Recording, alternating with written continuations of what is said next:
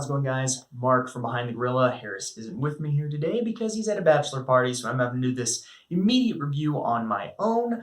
Definitely stick around. We'll have a podcast come out with a full-on review on the Behind the Gorilla podcast, available wherever you get your podcasts. Also, make sure and follow us on Twitter at Behind_Gorilla and Instagram at Behind_Gorilla.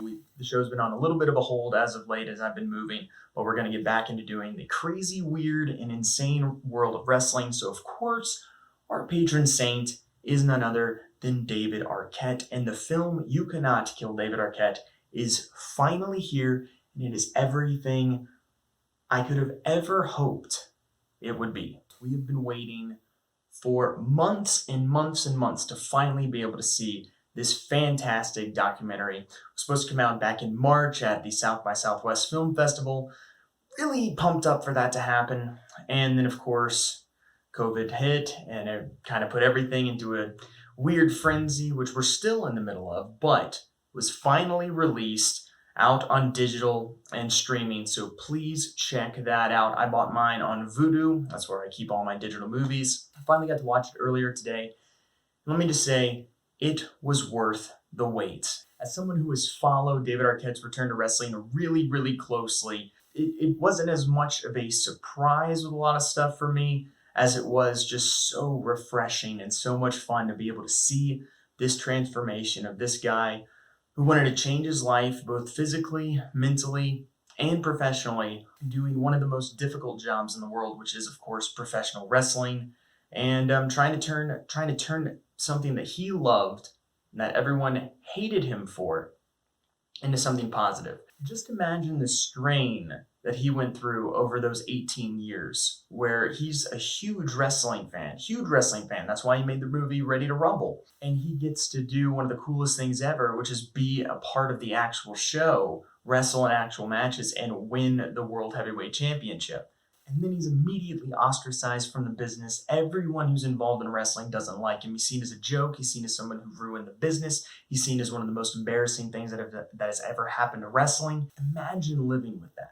That's what he had to deal with for almost 2 decades. So he decided he was going to do something about it, put his foot down, started training, and then became an actual wrestler over the past few years. And it is so cool to watch this transformation because the documentary starts before he even started any of this. You literally get to see where he was, the journey through, and then where he ends up. And it is really, really, really impressive to watch.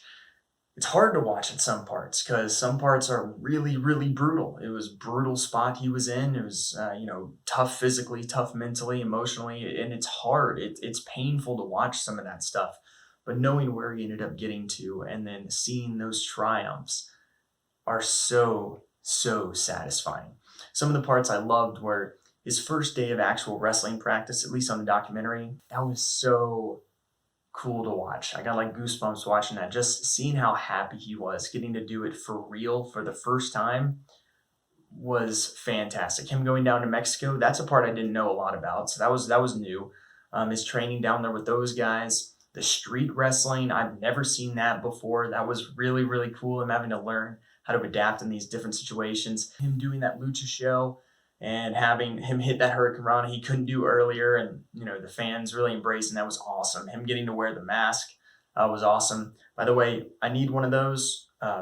David, let's get those on Pro Wrestling Tees, and I will buy one immediately. Those are awesome. And then just seeing the whole transformation of him actually going into wrestling school, getting the ring, getting Peter Avalon to help train him, and then slowly starting to do matches. The start with RJ City is awesome with his first kind of real match. And then just the help, seeing them break down that match and how it was going to go was very, very interesting. And then, of course, getting all the way to the end in the match with Mr. Anderson was very cool. The bookends with the Legends of Wrestling show was awesome, where he's kicked out of the one and then returns in triumph there, getting to wrestle in the main event.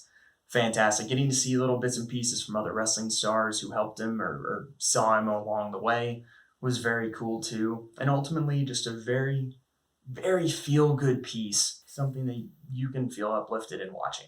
This is a guy that's so likable, one of the most likable guys in the world, someone you really, really root for throughout the course of this film and in real life, of course. Again, we've been following, me and Harris have been the biggest David Arquette fans for years now. We've been championing him as our patron saint of the podcast since we started almost. He's on our logo. We have his likeness there on the wrestling bill. And we're fortunate enough for him to get to join us on the show about a year and a half ago, which was awesome as well. So we've kind of been following this, but to see it condensed into one form, one film was very cool. So wherever you get your digital movies, go out, get it, buy it, watch it, and enjoy. You Cannot Kill David Arquette. Fantastic wrestling documentary and fantastic documentary about one of the most likable people in the entire business. So check it out.